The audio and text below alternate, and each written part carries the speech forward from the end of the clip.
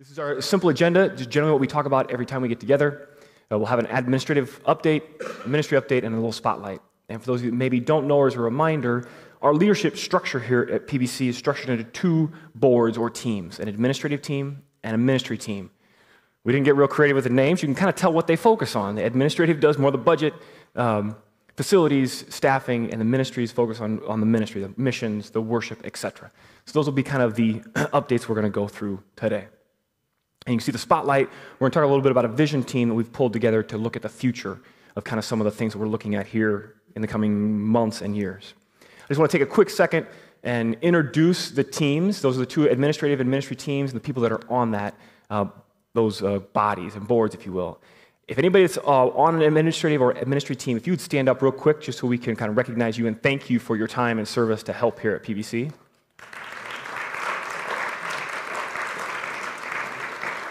Thank you.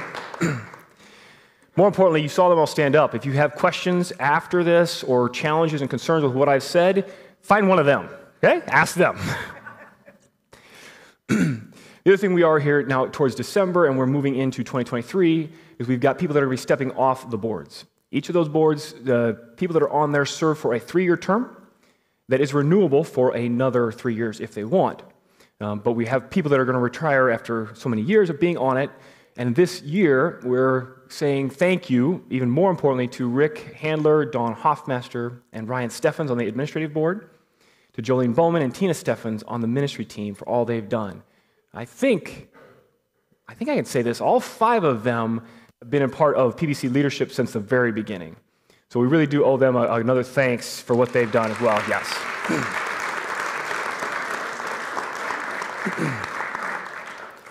So a small part of our December all-church meeting is then electing new members to fill their seats specifically. So we've got that for both spots, and this year we have got nominees for the administrative and the ministry team there you see on the board. Nancy Pink, Kelly Lynott, Tyler Chemlin, and then Judy Griffith and Steve Exley. If 5 of them, I think all of them are here. If you would just be willing to stand up, just so we can put a face with the name. There we go. Kelly and Judy, Tyler, Nancy, and Steve's up here in front.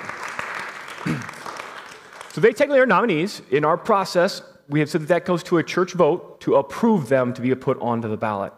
Mark, I didn't ask. Mark, if we have the simple paper ballots, what we do is we are going to pass out ballots for those votes. And again, this is just an approval vote. So if you would vote yes or no for each one of those candidates, that's going to be coming around. And it looks like Shannon's going to help pass those out. I don't know if we have pencils, papers. Hopefully people have got pens and pencils. We can do that. We'll be doing that vote. We're going to go ahead and keep going with the meeting. And then we'll collect those as you get those, and then we can just announce that official vote, hopefully as soon as this all-church meeting's over. Okay? Any questions with that? I don't want to blow through that, but I just wanted, yes, correct. It's got a full slate. So it's yes, you approve those candidates, or no, you don't approve those candidates for this coming year. Okay? Just so it's an official vote that way. Okay? While that's going on, I'm going to go ahead then and, there you go, so yes or no for the candidate slate. We're going to go ahead and move into the administrative update a little bit, if I can, while we're doing that as well. And I think the first part we're going to start there is the finances, and we're going to invite Randy Rummery, our treasurer, to come up and talk about where we're at financially now and budget the future and some of the other things that he helps us with. Randy, I think both of those mics should be up and running, and right to left. Should I use both of them? It looks better that way. I think it's cute, actually. I like that. Stereo. Can you hear? Is the mic working well? Hello. Tyler's in control. That could mean trouble for me. That's a good point. Well, we'll quickly move through the finances. It's pretty simple. This is our period of for 2022, January through November, month end.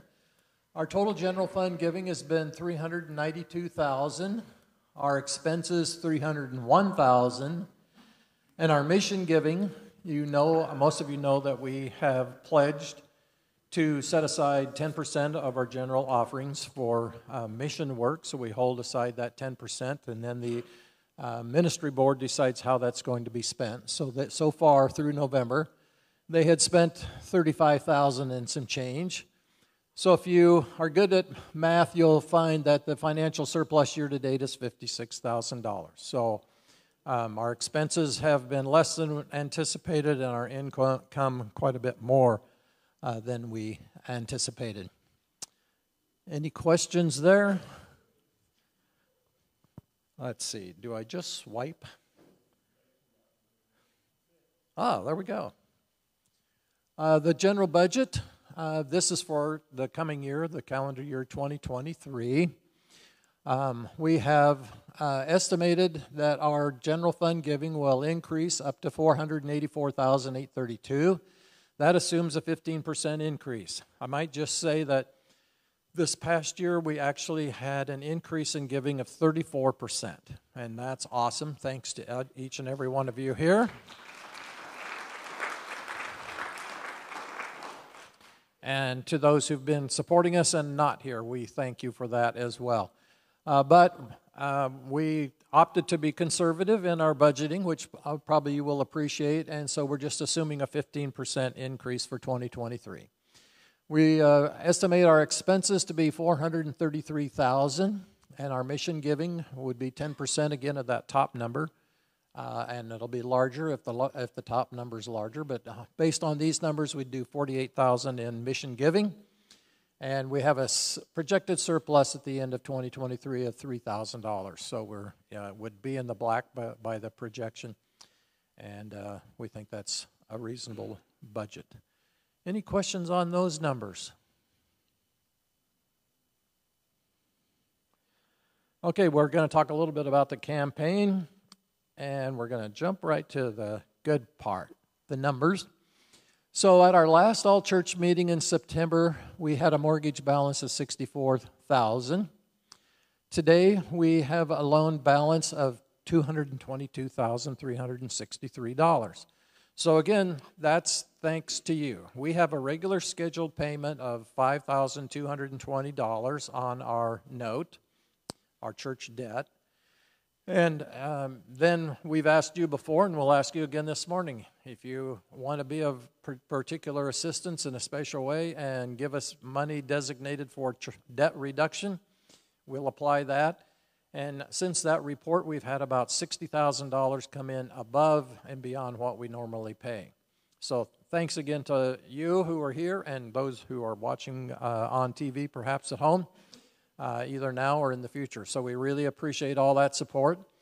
And this number is particularly important because, as you'll see, and it'll not be a surprise, we're growing. And our space is kind of shrinking as we grow.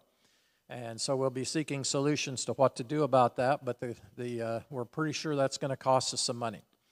And the nice thing would be to be debt-free before we launch into some more debt. So if you have any year-end giving you haven't done yet, you'd like an alternate opportunity to give, think about making a gift and designate that for debt reduction. Any questions over that?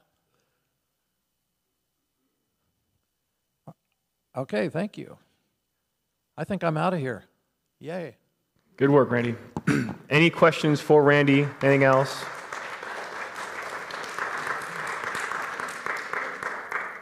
They like you, Randy. They like you. Just a really quick update on building. Usually Mark Steffens does this, but he said we just go ahead and quickly go through it. We talked about this last time we had all church meeting as well. You can see a very small picture of an altar. We have got a new altar that's going to be coming, and we're really excited about that, just to let you know about that, as well as the Welcome Center. The Welcome Center is going to be out in the hallway by the north door, and that's being worked on just to, again, be able to welcome people. And what PBC has always been built on is that relationships and being welcoming to others, being a church for others. And so those are the two things that we're just in process of and in progress, so that you know about it and know that it is coming very soon. And again, just one more way we can kind of add, hopefully, to the community and the relationship when people step in our doors and welcome them to Jesus. Now I'm going to invite Cheryl Lehman to come up and give a little update from the ministry team's aspect and what they've been doing and from a missions standpoint. Cheryl's on her way up.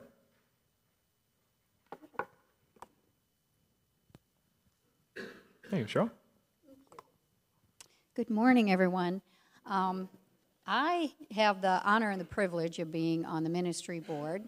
That's where my passion is. And I got to tell you, every time that we go over the numbers, I'm in awe. I do believe that we have some of the most generous people in this church, and I'm always in awe of how generous we really are. Now, swipe? I got it. Okay, here's some numbers. Like Randy said, when this church began, part of our passion was giving back, and so we decided to tithe 10% of all giving and give back to missions. And primarily we have focused on local, but we do support 3 missions overseas. 4, I missed one.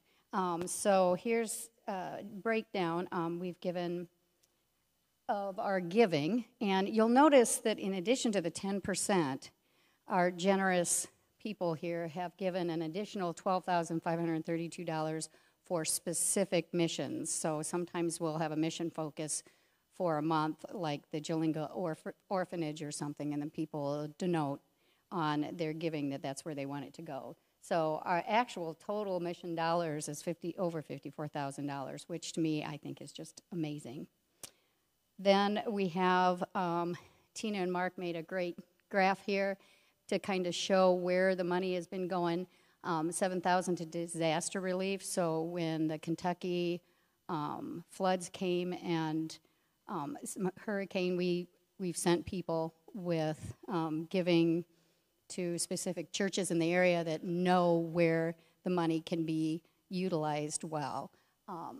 In local shelters and meals, we've got, you can see up there, but the global missions, 10,000. So like I said, we have 4 particular missions that we support overseas. In addition to that, for this month, if any of you listen to 101.9, we are sponsoring a day of music, and that will be this coming Saturday on December 17th. And we've supported, and specifically, Bridge Under the Bridge, Operation Christmas Child. So it's not just financially, but, you know, God calls us to be the hands and feet of Jesus. And so we try and go out in the community. We have people that are very supportive of the Hope CDA and His Hands Ministry in Cedar Rapids, which is a free medical clinic. And I have a couple thank yous. You guys don't get to see them, but we do get thank yous from the people. And like this one was beautiful from Bridgehaven, our diaper ministry, just about the women that they support that choose to have their babies. There is a store in that ministry that they can go and get diapers and wipes and food. And that just means so much to these women to know that people outside of Bridgehaven are helping them. So just I want to make sure that you all know how much your giving means to the community, and it affects the community. Anyway, do you have any questions? Anybody have any questions? Well, thank you so much. It's an honor to be able to report on the good stuff. Thank you. Thanks, Sheila.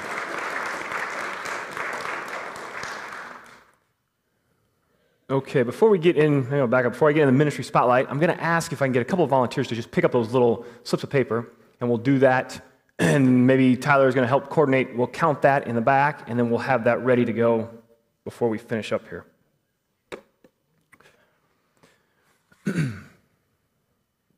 And while they're collecting, I'm going to move forward on the ministry spotlight. The spotlight, I've got 2 quick spotlights today that we're going to hit on. One is our youth director position. We talked about last time, had our all church meeting. I don't remember the exact timing. I don't think we'd posted the position yet or actually gone forward with it, but made the commitment, or we're moving towards it. We have as a church made that commitment. We would love to hire a full-time youth director position for our young people, middle school through high school. That job's been posted for a couple of months or so. We've had a few applicants come in. We're still looking for more. We're really excited about that position and what it can do, and what we're hoping can be that way. So while we've got some candidates that have applied, I put up here we hope and ask all of you, as we are in this family together, to continue to pray for that right candidate. We know God has somebody picked right for PBC who's going to work with our youth and cultivate them and help not only our youth, but the whole community. And that was a big part of why we wanted to hire a youth director full-time. While we don't have necessarily that many youth that need a full-time director, our community has a lot more youth than what one full-time director can help with. And that's our point, and that's what we're trying to do. So if you know of someone that might be good, or you know of someone who knows of someone who knows of someone who might be good, continue to spread the message that the job's been posted, get a hold of somebody at the church. We would love to hopefully see that that position gets filled when the time is right and when God brings that person to us. Okay? Any questions with that and where that's at in the process? Diane, where is the posting is the question. Mark Steffens can help me with that. Maybe Billy can help me. It's churchstaffing.com, and here's a mic. If you know what they are. Oh, I know it's that one. Yeah, so it's posted on churchstaffing.com, which is just a major platform for people looking for the right position. That's how they found me. So, gotta be good. Gotta be good that way. That's not what I'm saying. And then the other place it's posted is the Gospel Coalition. So that's two places you can find it. Cool. One of the things I would add to that, and I think it's okay to say this at this particular point, that we are in communication with a candidate that we're really excited about. In fact, we're going to be doing a Zoom interview with that person Tuesday evening. So the reason why I mentioned that specifically is to ask that you guys would be praying for that person, praying for the team, and praying that God would give us wisdom and direction. Is this person, for that person and for us, is that person the person that God wants for us? Because God's already got the person figured out. Amen? And I think even just bigger picture, Craig, is just praying for this process. Amen. If this person is right, awesome, and be in prayer for that. But if it's not, that when we're continuing this process, this is a big step, and we're really excited about the opportunities there. And Lord willing, we'll have some awesome news to report here soon, but we'll see when that timing is happening. So, any other questions about that position or process? Okay. The other thing we want to talk about a little bit is a vision team update. And this is something that has happened since our last meeting here this fall, partly because of the growth. Randy hit on a little bit. If anybody actually comes to church on a regular Sunday, they kind of are starting to see the seats continue to fill up and things that are going on. And so the leadership team said, let's get a small committee, a group of people together to just talk about where that's going, where we see the attendance going, and where we think God is leading us here in the next few months and or years. So here's the team that we've come together, and we've met 3 or 4 times now just to try to talk about that and put our arms around what it is that we kind of are supposed to be looking at or what we think where the direction's going. So I'm going to spend a few minutes in talking about what we've kind of discovered, the questions we've asked, and the additional questions now we have because we've asked this. And that's truly what this is this process is going to be going through more questions than anything. But what we initially looked at and what our goal was here was to kind of look at our facilities needs specifically. But rather than just talking about buildings and chairs, we said this is the most important part is the ministry and the programming and the people. And let those things then drive whatever facilities we might need or don't need. And that's our goal. And then to kind of look at it in chunks of short-term, intermediate, long-term, whatever those mean, years-wise, 1 to 2 years, 4 years, etc. But the point here was, again, it's not about just building a building, but what do we think God's calling is for our programming and our ministry, and then how is that going to drive some facility needs that we might have? And with that, the big part of maintaining our focus on our mission. And I think it's awesome. I love our mission statement, and I also love our tagline, Simple, Authentic Jesus. Sometimes I think we forget a little bit what our full mission statement is when we always just talk about simple, authentic Jesus. And the mission is to help people grow in their faith.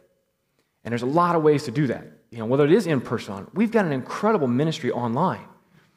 And I'm going to be a little rogue here for a second. Maybe our vision and our ministry is a smaller building and more online presence.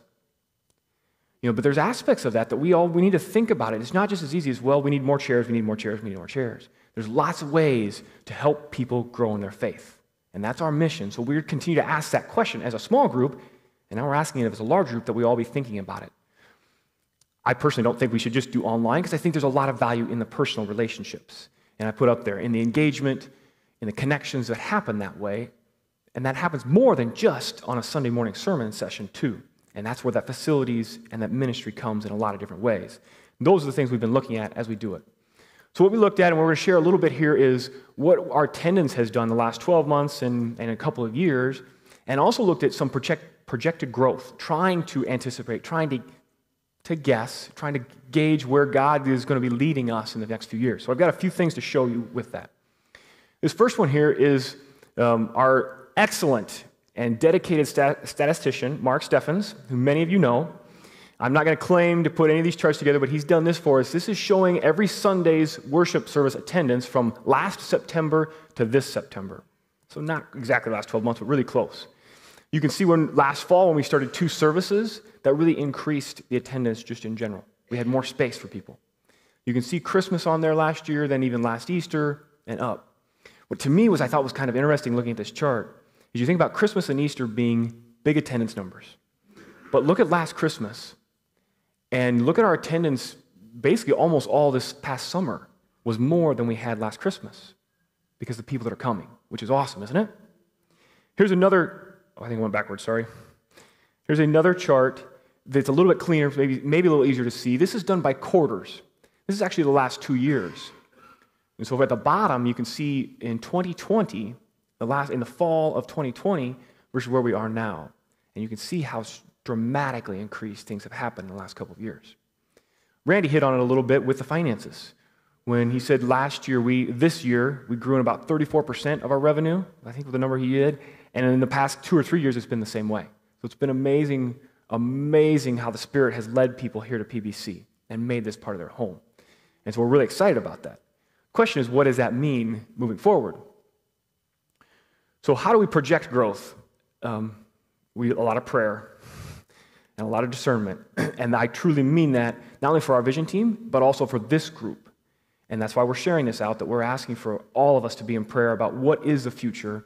We don't know the future. We know God knows the future, and will He give us a little piece of that so we can help prepare? One thing we did, though, is we're part of the College Community School District, Prairie Schools. They have the same thing where they're growing a lot as well and have been. So they try to do some projections of growth so they can be ready in the same way that a church can. This is a map that we borrowed from them. I asked for some of their info. They've got a 68-page report that they paid hundreds of thousands of dollars to have done because it's a little bit bigger deal in a school system. But we can steal a few things here, and some of that I think is valuable for us. This map is the school district boundary. At the very top, the kind of black line is Highway 30. Running right through the middle vertically is Interstate 380. The little pink star that I put on there is Prairie Bible Church. That's where we're sitting right now. Okay? What is in blue is what they depict are houses that were built before 1980. And then you can see the pockets. Basically the orange and the red, those are areas where those are housing developments that were built into 2000s, within the last 20 years. Those are the pockets of the hot development areas in the community. We go to the next picture, and it's the exact same map, same thing, but now they're trying to forecast. This company has been hired to do this for the school district, is forecast to see where are housing developments going in the next 10 years. And so it's a little tough to read, but the green boxes there's one really close to church, just on the east side of 380. There's some in Fairfax.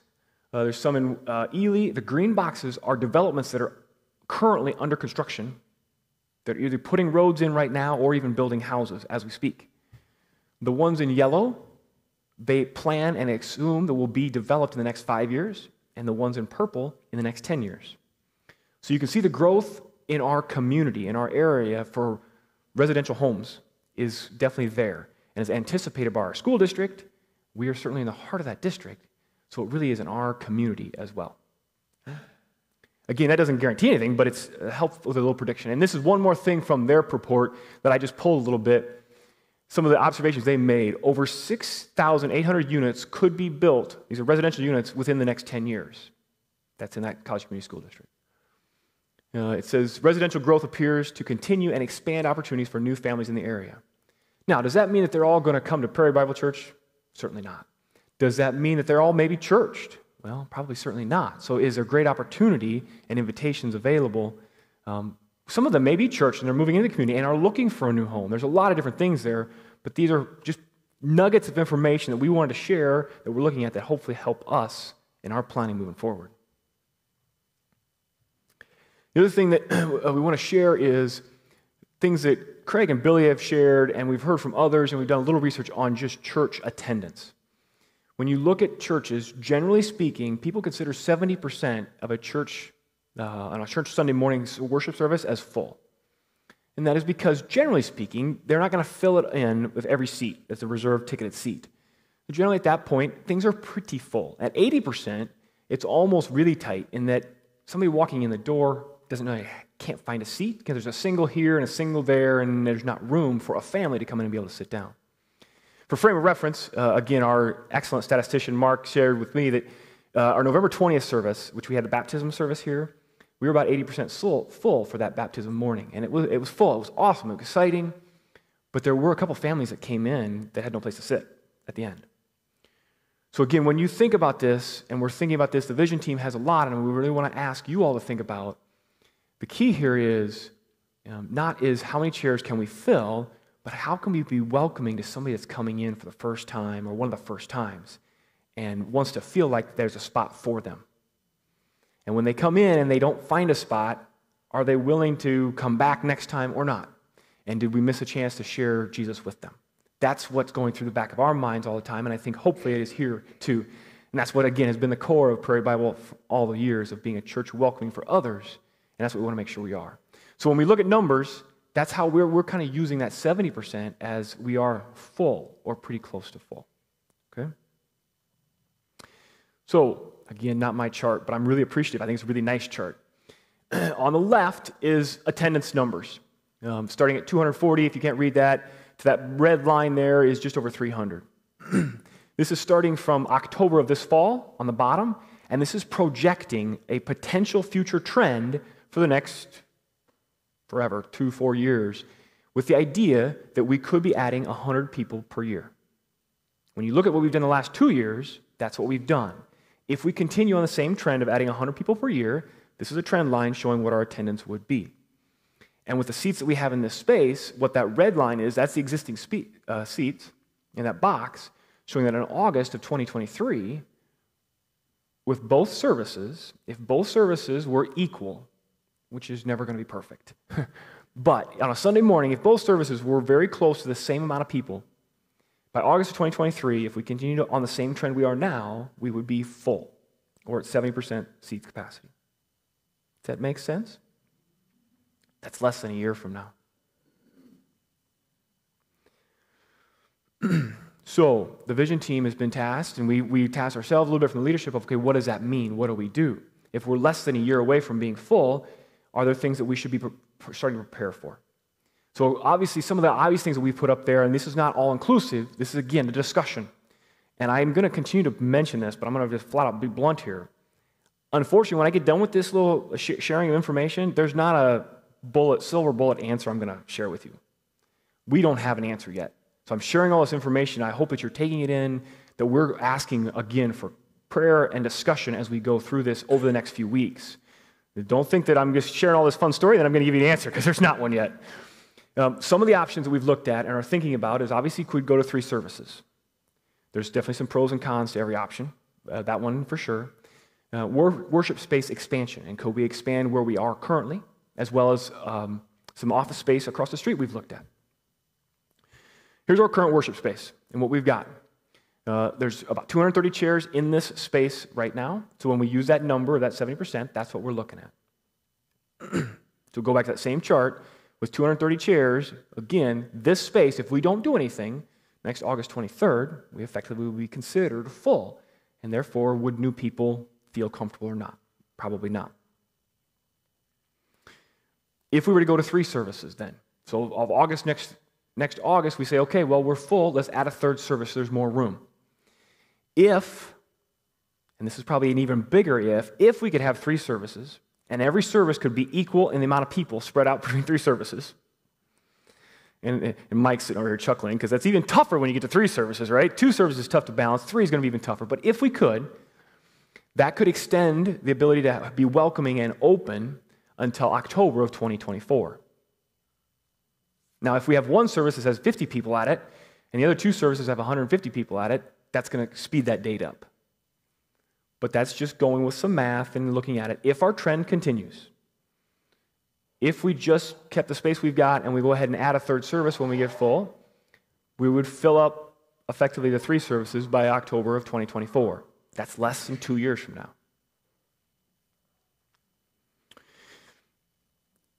We talked a lot about and have thought about, and I'm sure many of you are thinking about, well, that's great, Tom. We got 230 chairs here, but we got the gathering space, and that glass windows are awesome. It's designed so people can sit out there and be able to watch a service and be a part of service. And maybe you're saying, I've sat out there, and I enjoy sitting out there, and that's part of service, and so we've got a lot of room for capacity there, which I don't disagree with, and I think that's wonderful, and it's been an awesome blended space that we can go back and forth between. And I really do know people love being out there. There's also a huge aspect to when we go back to what one of my first comments was on the vision team and our mission statement to help people grow in their faith, and it's through relationships, through connections. It's not just for 1 hour in a worship service on a Sunday morning. There we go. So part of that is the gathering space. I personally think that there's as much value to the gathering space as there is to the worship space in some ways. That's where so many connections are built and relationships are developed and continued. And so while we don't want to, we want to be able to expand out there, and maybe that's a great way to put chairs out there, we also don't want to lose that space. And we also need to remember that if this space is filling up from a worship standpoint, that means there's also more people here. And that means there's going to be more people in the gathering space. So the gathering space is going to be fuller. And if we were to line up and put 50 chairs out there in auditorium style, well, that would help for the worship space. What does that do between services and before service and after service? And all of a sudden we just don't have coffee, or it's messy, or anything's possible. And I'm not ruling out anything right now, but just realize we've got to think about that. And it's not as easy as saying, let's just put up a bunch of chairs back there, because the time before and after service is just in some ways valuable in a different way. So one option we've looked at, and again, these are options, these are considerations, is could we expand the current space we have right now without actually going outside of the walls of the building? Over on this side, on your left, on my right, you can see over here we've got 2 offices and a prayer room. We said, well, is there a chance we could take that wall out and expand and put more chairs over there? Now, I'm going to share this little tidbit I think is very valuable, and I think it's very spirit-driven. So Mark Steffens said, yeah, I'd be happy to do that. Let me go to our contractor who helped with the renovations and figure out if it's feasible, if we can do that, those bearing walls. And he came back and he chuckled. He said, yep, we can do that. He said that wall where Adam's, maybe the first door, if you don't know, is Adam's office. The middle door is Billy's office. He said those offices, the walls are not bearing. We can take those walls out without a problem. But the reason Mark chuckled, he said, but the wall for the prayer room, we can't take that out. It's structural. And he chuckled. He said, God doesn't want us to mess with his prayer room. So we can't touch that. We won't touch that, I promise. So we can't touch that, but we can touch those 2 offices, and we can knock those out. So that's kind of what it would look like, is the prayer room in the bottom left, but we could expand and put more chairs over there. Here's Erica Holcomb. Adam's wife has got some wonderful talents in 3D renovations, and so she was able to put together a little reno of what it could look like if we were able to do that. So you can kind of see the prayer room to the left, the door to the left. Those 2 windows would be windows that are back in the office where we could extend the chairs that way. And here's a shot, if you were in that space looking this way, that you could see. It's not prime seating. It's not excellent seating. But it is seating in the worship space. It is being a part of the family. It is being able to have more seats that we can welcome people. If we were to do something like this, I think the call will go out to us core family members to try to fill up those spaces and to leave some of the spots in the back or in the more visible areas for those people that are brand new to welcome in, so that they're not sitting on that far side. But the key is, can we get spaces in here to be able to give an opportunity to welcome more people? Got a question? Hold on a second. Ready to go, Bob? Oh, Tyler, go ahead. I think we're ready. Try it now. Hold on. No, that's my fault. I just shut it off. think my battery's died. Well, I can talk loud. Go ahead. If we're There you go. if we're looking at in the future, there's 6,800 Homes. homes that are going to be built. We can only assume that those homes being in the area that they're in are going to be younger families. We can assume that. Yes. Okay. Now, if we want to put more seats in here and expand the walls and that type of thing, there's going to be younger families that are going to have younger children. Have we thought about, is there going to be enough room for the children? Great question. The short answer there is yes. The vision team is not just, again, I'm going to go back to, this is not about just seats for Sunday morning worship. This is about the gathering space. This is about education rooms. This is about the whole facility. And what is, going back to what we've tried to do, Bob, is say, what is the ministry and the programming that God is directing us towards? Okay, then if that's the case, where does our facilities need to be? And part of that is, you hit on it exactly. If we've got young families and young kids, and we need more kids' life group space, so that we have so many kids up here, we fill them when they come up on Sunday morning, and we need to be thinking about that. And that's exactly what it is. So that goes back to, and I'm going to just lead me right into, I think this is the next, across the street. I'm not suggesting we're sending the kids across the street. But in the bottom left picture, you can see our church is on the right. It kind of looks like I don't know what that looks like, the bluish color. The arrow pointing to the right, or the left, that's the building across the street. It's a brick office building that has vacancies available in it right now. And it's a floor plan, not that that shows you much on the right. That floor plan, it says it on there. No, it doesn't say how many square footage. I don't know what the square footage is. Let's call it 2,000 square feet. I don't know. We've walked through it. There's about 4 or 5 offices on the far right, and there's a large open room there. That is available for rent right now and currently. So that's a question. And Bob, you brought up kids' life group, which I think is critical, but it's also even adult studies. We've got some adults that are studying in the education wing right now behind us, that the question is, well, if they were to walk across the street, could we put more kids in our education wing? Those are things that we're looking at and asking, is that what we need? Would that be helpful? Do we want to have more adult Bible studies on Sunday morning worship? Do we get to a point where we say, we don't have the room here, we have to do the adult Bible studies on Tuesday and on Thursday or on Saturday? And those are all things that we're going to have to be flexible with as we move forward with this. But this is definitely one option. At $4,200 a month, that comes into about $50,000 a year to rent that space.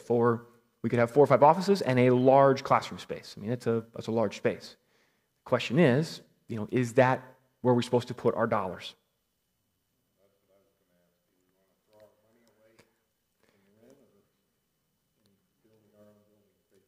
I knew I could count on Emil being a good, old-fashioned, stubborn farmer. Why do we want to be renting when we can put our money into something new? But that's exactly right, and that's a good question. Now, the question is, in the short term, I will admit I'm conservative enough. I don't know that I want to just say, we're going to rent that office for the next 15, 20 years. But for a year or 2 or 3 to get us by, is that going to be something that's valuable and needed? If we don't have enough space for our kids' life group, is that something we have to consider? And when we may need to look at that. So we know that at least today it is open and an option. So we're going to go back to our same growth chart. Again, this chart is projecting. The green line is projecting if we were to grow at 100 people per year. That's what our attendance would be. And remember, that's a growth trend.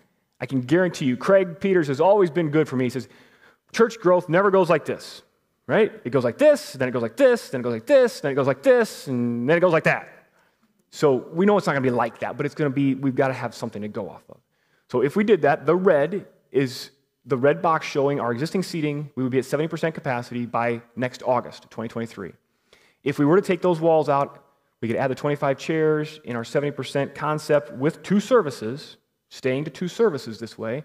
It would get us to December of 2023, or 1 year from now. It's not a lot. I know, I'm seeing the shaking heads. Judy's over there saying, this doesn't work. Tom, what are we doing?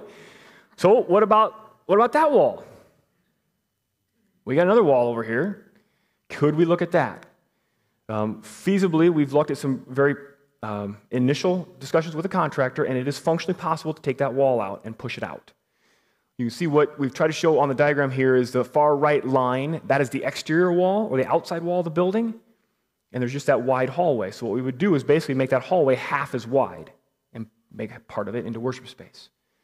Now, if we did that, adding chairs over on this side and on this side, we could get up just over 50 additional chairs into this current space. At initial, very small research, the concept here would be we'd be $65,000 to $70,000 to do both of those. Now, the office rental, there's a smaller office for $25,000 or the bigger one for $50,000 a year, and we would have a much narrower hallway here for the potential entrance. I don't think anybody's really excited about. I'm not seeing any smiles. This is a great sermon to give here. I get the fun stuff, don't I? But again, we're looking at, I'm going to come back to, we're trying to be a church for others. We're helping people grow in their faith and be welcoming when they want to come in. What is it going to take? What do we do in the short term to make something like that happen? Nobody's asked the question, but I'm going to suggest anyway, one obvious thing is, well, let's just go out and build a worship space that's 5 times bigger and have plenty of space. We've got 2 acres over here that are bare ground.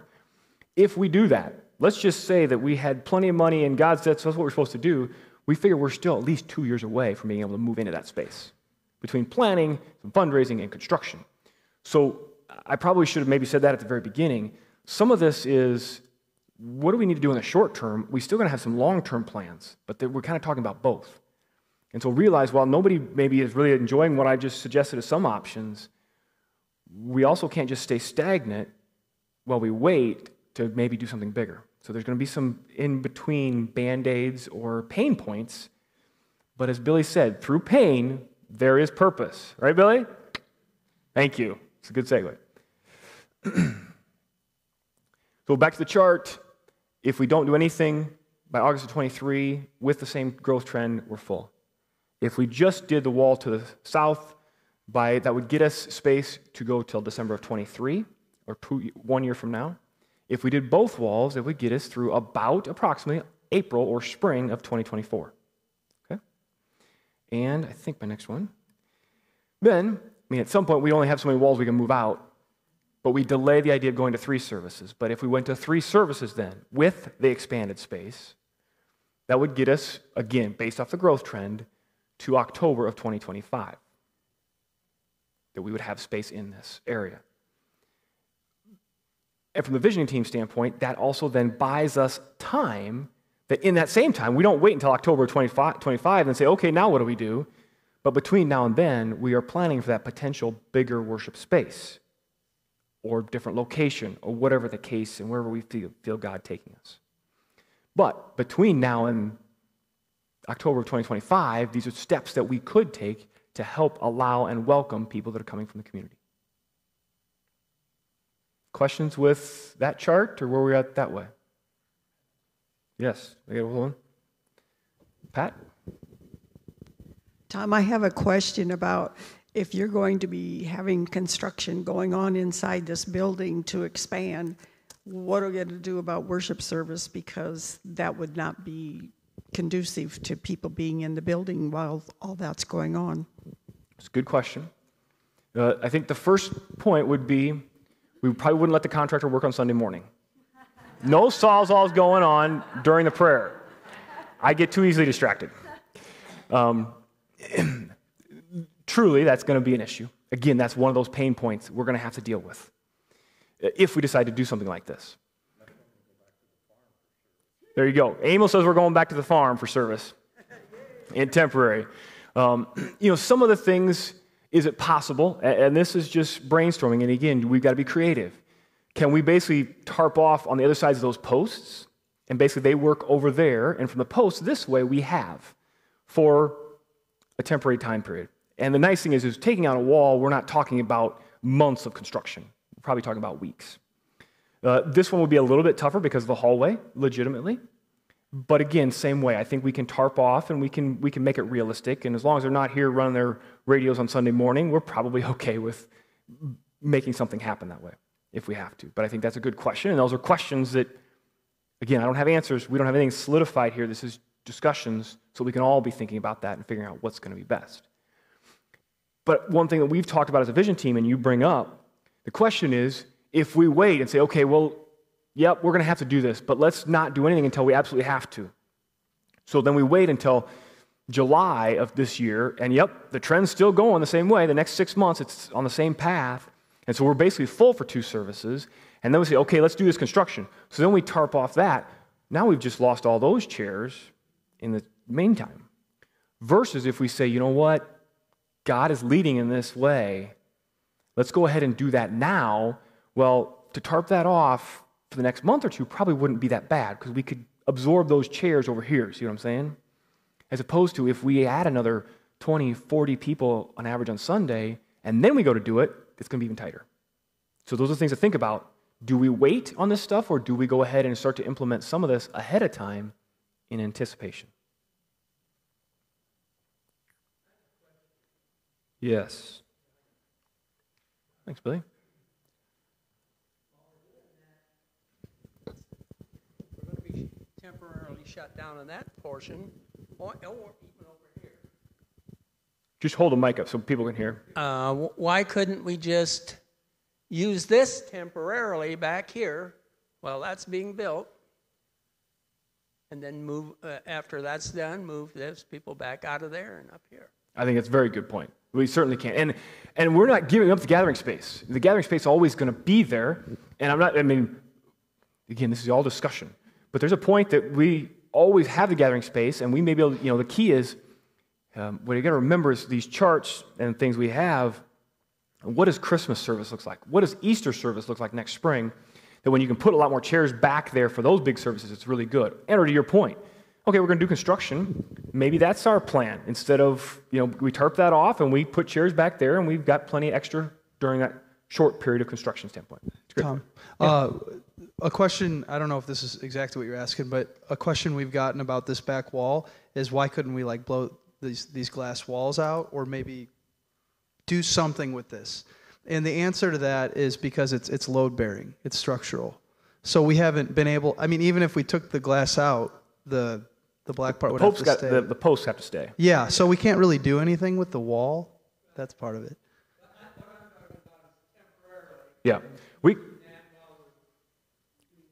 We could set up 40 chairs in rows back there, right in the front, very, very comfortably. It's not ideal, but it's definitely a good compromise. And that's, again, one more option in the transition and being creative with how can we do this. Cheryl? Well, I was going to say, when this building was designed, that was considered our overflow area. And if you notice, there are some people that have been utilizing it the way it is. So we could even keep the tables, and I was just counting. There's 37 more seats back there. It's just that some of us have to be willing to sit back there to make room for others. But it certainly is, that was the intention, for that to be the overflow area. Without even setting the chairs up like this, I think it's a comfortable... You can set your coffee on the table.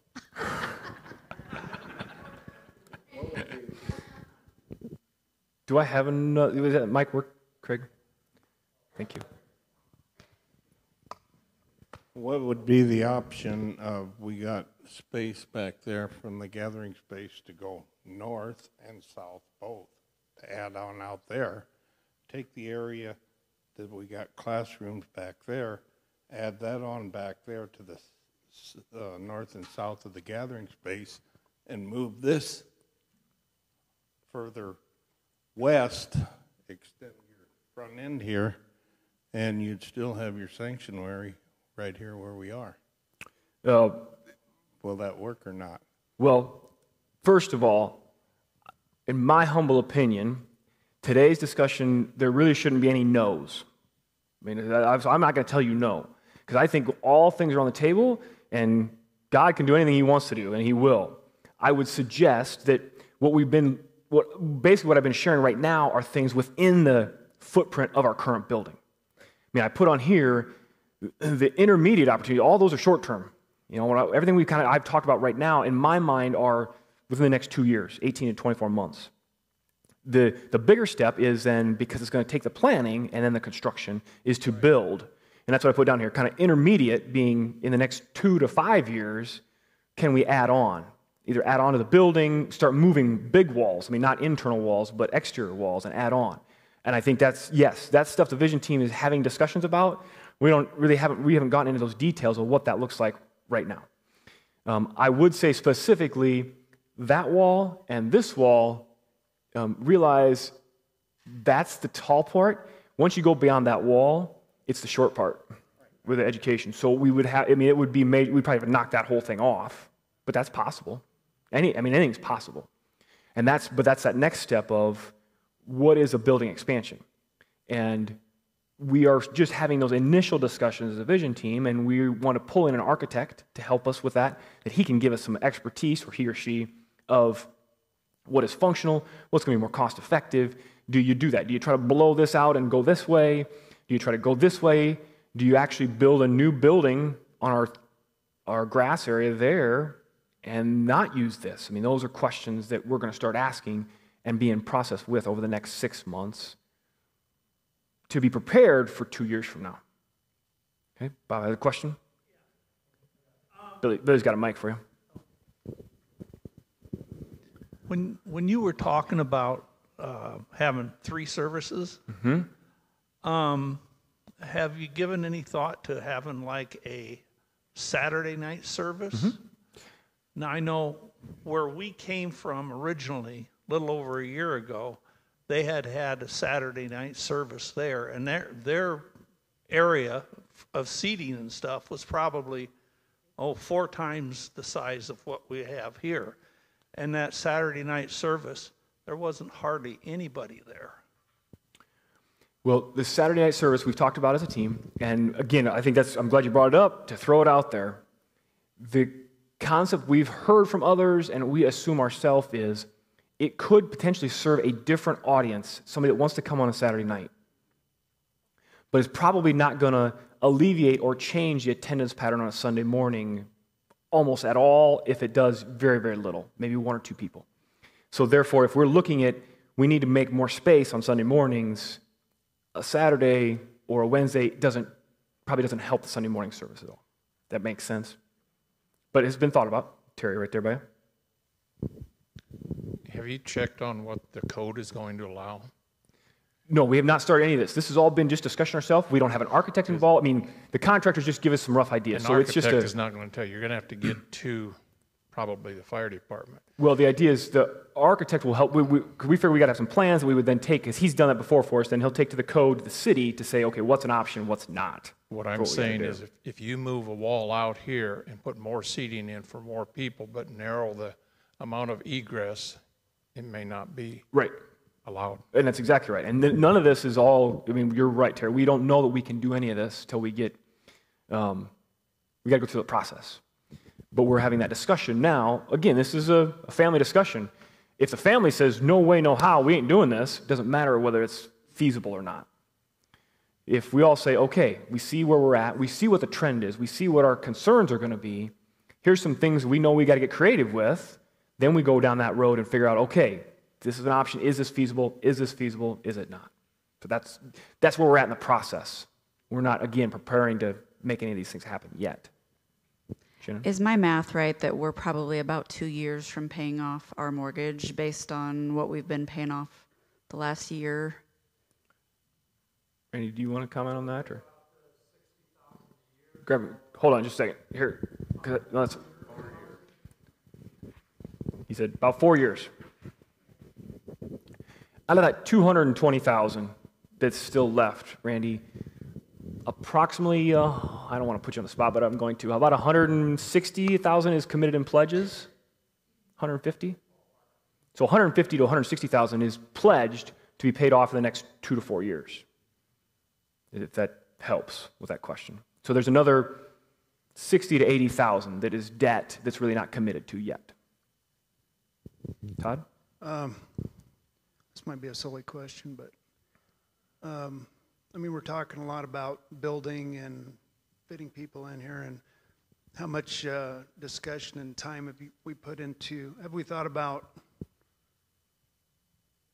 how fast, the other things that go along with growing too fast, and how it's going to affect our family, Well, you aren't saying how it, fast how fast is too fast? Right. You know. You haven't said it, but I'm going to say specifically because that's stuff we've talked about in concern with the vision team. I mean, what does that look like for life groups? Do we have life groups set up that we can welcome people in?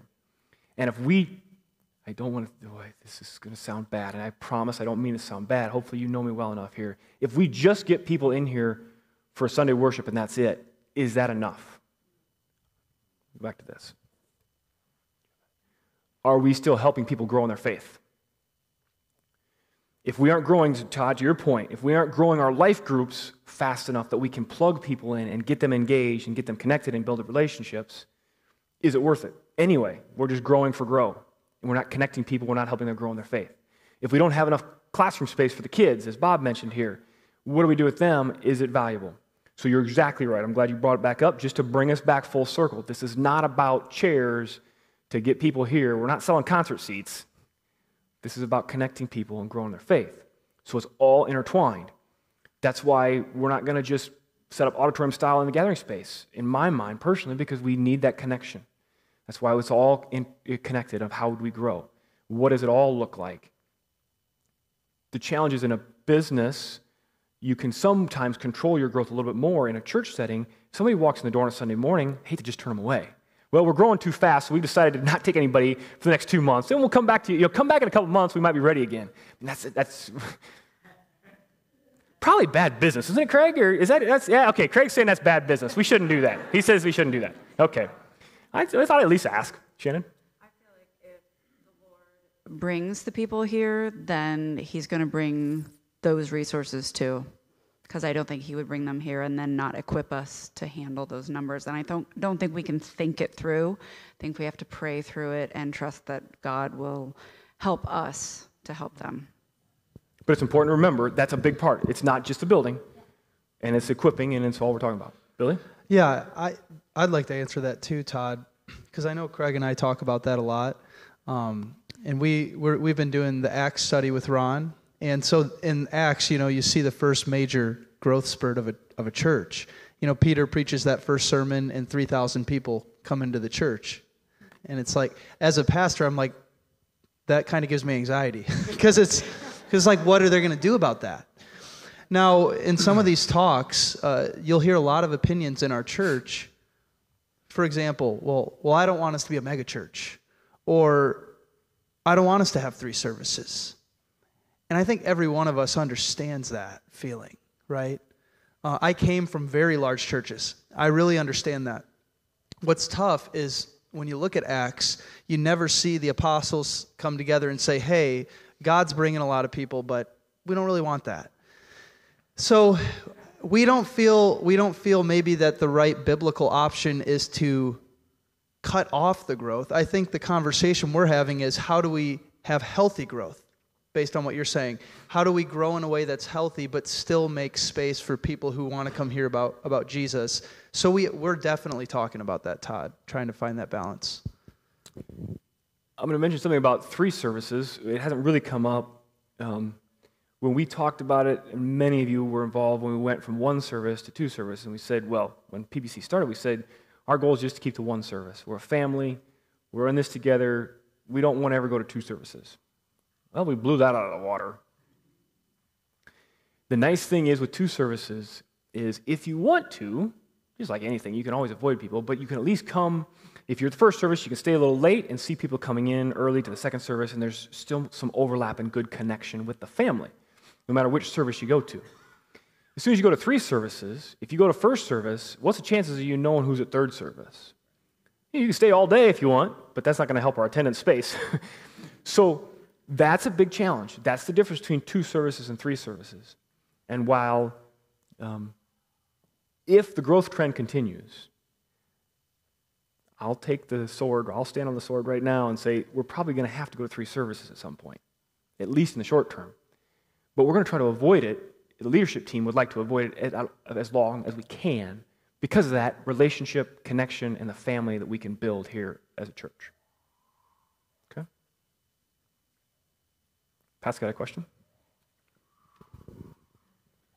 It's not a question, it's a statement that Pastor Craig press or puts upon us most of the time is that Ron and I sit in this seating place just about all the time, and I realize we could move to the center, okay? But the end is usually open. But the other thing is the two rows ahead of us are still usually open. And so I know that people like the back. I don't know why, because I like it when I like it when I can hear you and watch the spit come out of your mouth. That's just There we Billy. go. It's Now not it's me. serious. This Billy's the only one that spits. No. But anyway, I mean, people when they come in late at almost the time that the service is to start, they want the back seats. They don't want to parade all the way up to the front seats. And so, come on up and join us. I mean, just get up here and experience it. It's Seriously, wonderful. those little things like that will make a difference. Well, We will be able to put off Yeah. going to 3 services that much longer if people from a ministry perspective would come and sit in these front rows. Correct. Come up and get spit on, you know? We put the slide up there. The difference between 70 and 80%. Well, all these numbers we're using are based off of 70% capacity. And truly, let's just be dramatic, the first 2 rows are full, all of a sudden now we can go to 80%. I mean, those numbers change, and that's very legit. So we've seen that, and that's what's a little bit different about Prairie Bible. That's why we have these all-church meetings. And that's why I told you, there's no answer here. We don't have the answer yet, but we're sharing all the opportunities, we're sharing all the concerns that we all see. And now all of a sudden, if we all say, okay, what do we got to do about this? Well, I'm going to get out of my comfort zone, and I'm going to come up here and just pray that Craig doesn't pick on me if I sit right here. But those are things we can do. And that can change all these numbers for the better. You're exactly right.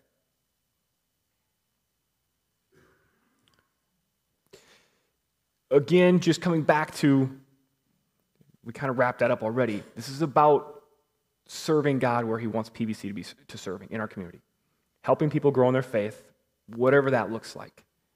That can be on here. What we haven't talked about at all is what about the online? And is there more ministry there that we should be doing? Maybe that's where our growth potential is. Again, there's no answers here. This is just discussion. What should we be doing? And having that for us all to be in prayer and to be discerning this together. One mind's good. A team of 7 is better. A family of 250 is even better. If we're all praying about the same thing and asking for God's direction and that He's going to put us in pain points, but we pray for His purpose through that, and then He's going to equip us, even when we don't realize He's equipping us, or how He's going to equip us, what we're going to have. I would say, if anything comes to mind after the meeting, email Craig. Beautiful. I love it. And that email address is... kind of wondering about the online services, and I've noticed that the music doesn't come across online. I know it's a big technical headache to get the music to sound online like it sounds here. But as we're talking about expanding that ministry, it would make sense to invest in whatever it takes to get the music sound online upgraded. It's a great point.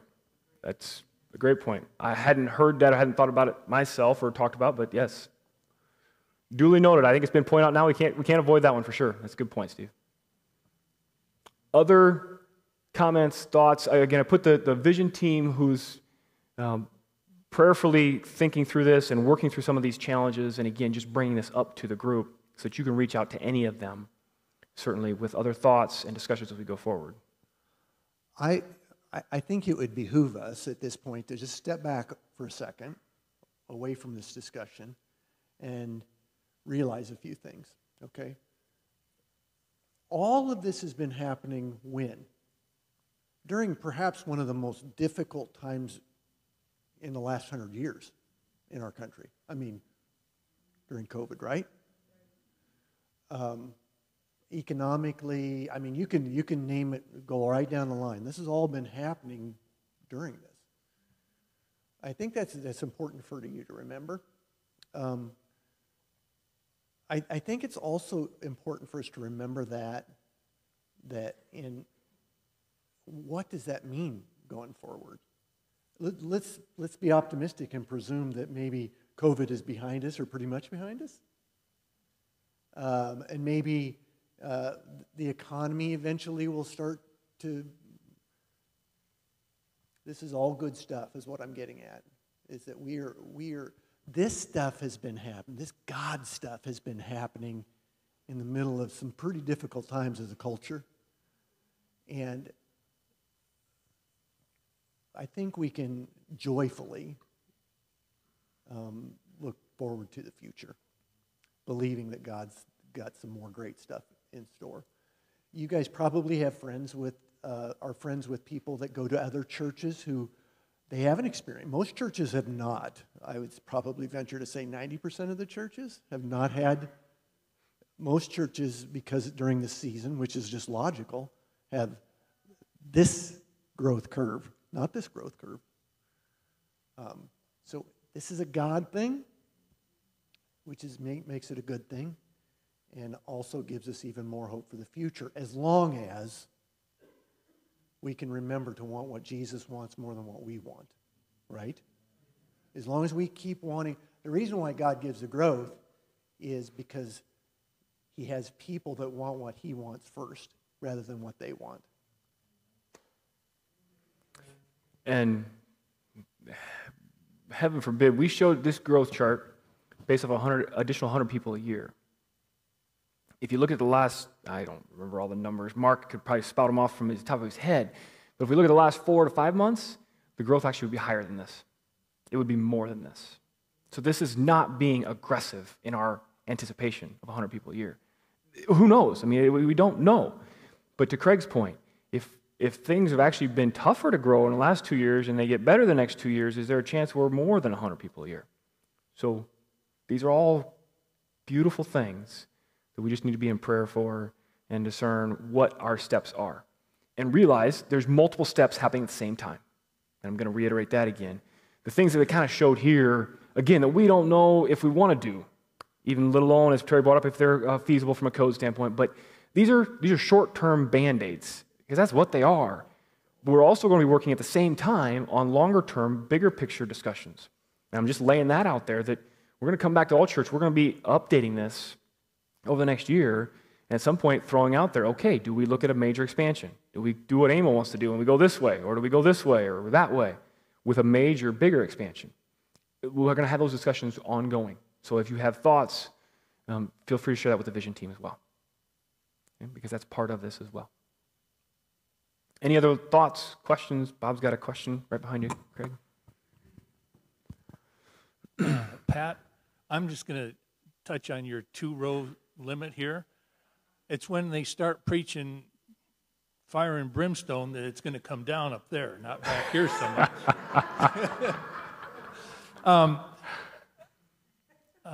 We're so blessed to be here, and great to see the spirit, the friendship, the camaraderie. One thing I heard, we've got good problems. We've got so much growth going on, which is awesome. The better thing I heard was they care about ministering to those people coming in. And they want to bring them along in their faith, grow them. One of the neatest things that we've seen in the last 6 months was the baptism service. And there was 12 or 14 young people that came in here. Some of them the day of or the day before said, I want to get baptized. What an awesome thing. But those young kids need to be ministered to. They need to, we're still growing. They have so much more to learn. So praise God. I'm going to hit on one thing, Bob. Could you, Brian's got a question. Craig, if you could take that back. And Bob, I'm going to correct you for a second, though.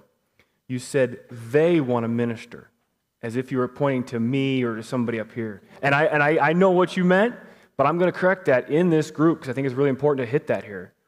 That's what we've started 5 years ago as, and if everything I can do to help keep that core is, we're in this together.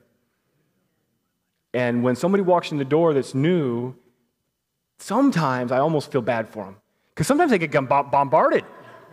but that's good. I'd rather have it that way than the other way.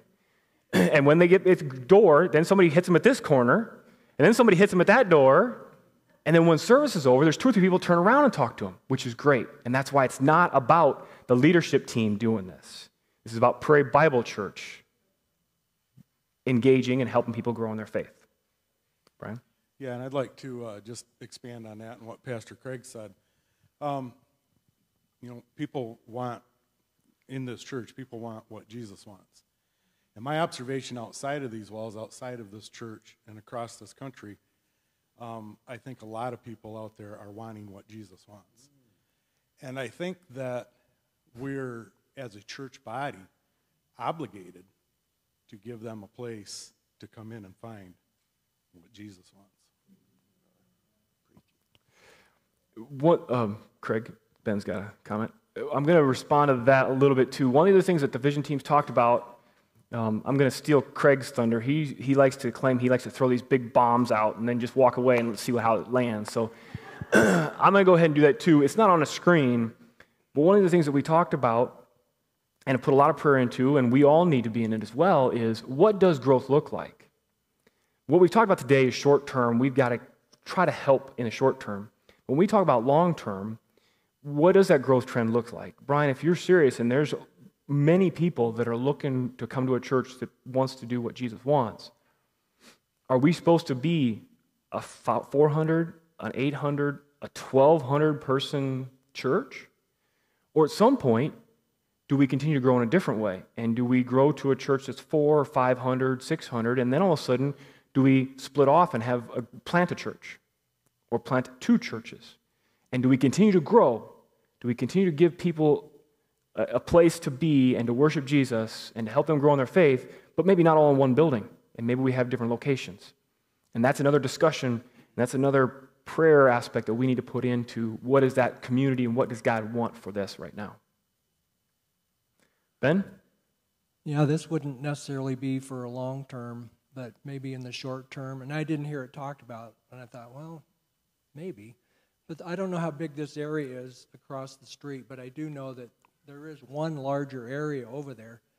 Now I was thinking, well, what if there was during Sunday, I know there's an adult class. What if the adult class had their class there, but after that was over, there was a large screen that they could video feed over there? I mean, it'd still keep our gathering space a little bit. Right. But I don't know. I'm just throwing it out there because it's just, it's a wonderful you can't be option. wrong when you're brainstorming, right? Correct, exactly. And I said that when we first started. There's no here today. This is all discussion. It's all sharing. And I think the big key there, Ben, to that point is being creative and just sharing that as a leadership team sees this, at some point in the next few months, the leadership team is going to make some decisions, say, okay, we're going to do something, whatever that is. And we're asking for your patience, for your understanding, and for your flexibility to say, okay, we know the challenges, we know the opportunities, and so we know we're doing some things. Some of them you aren't going to like, some of them you might like, and we're going to try it, and some of it we may try temporary.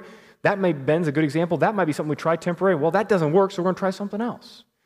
And what we're just asking for is peace and understanding and patience, and just don't yell at me too loud, but we're going to get through this together. And as long as we can do that, we'll continue to go through for the right purpose through those small pain points.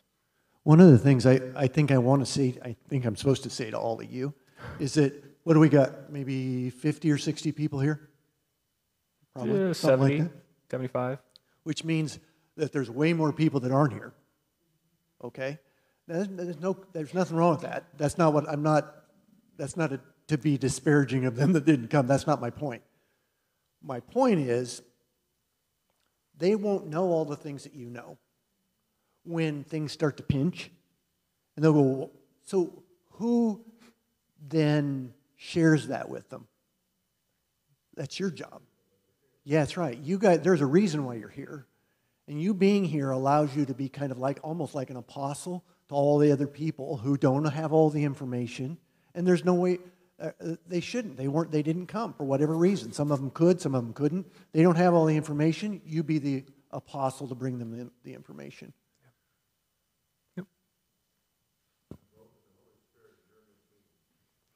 I appreciate that. I got one more quick thing. I've got officially, to make it official, we have got ministry and admin teams. The papers are in back, Tyler.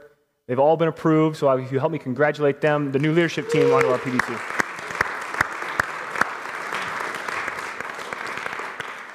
With that, I'm going to invite Rick Handler up. We aren't going to adjourn until we go to the Lord in prayer, and then we will break for lunch. I promise. I've invited Rick Handler, outgoing member of the admin team, to close us in prayer today. Thanks, Rick. Let us pray. Lord, let me start with just saying wow. As I sat and listened to this meeting, I kind of fell into that space of where I'm scared of the future. Our church is growing, which should be a good thing, and yet as I hear everybody talking, there's fear about what's going to happen and what we're going to do. And as I sat there, the amazement crept into the back of my head on what was Billy's sermon this morning? How do we walk through those times where there's pain and the unknown? And we walk with you. And we depend on you, Lord, to lead us. It's not about us. It's about the mission that you've given us. And we should remember that. We're here to lead people to you. How that works, we don't know. Are we going to blow the walls out and be a giant church? I don't know. I'm not sure what the plan is, Lord, that you have for us. But as we did the book study earlier this year on the Spirit, the Lord will lead that Spirit through us, and we just need to be vessels for you, ready to say yes for when you need to use us, for what you have planned for this church. I thank you for the leaders that you've put in position. I thank you for Pastor Craig and Pastor Billy, because through them you'll lead us through the Word to bring people here to listen to you, and that's what it's all about. In your holy name, thank you. In Jesus' name, amen.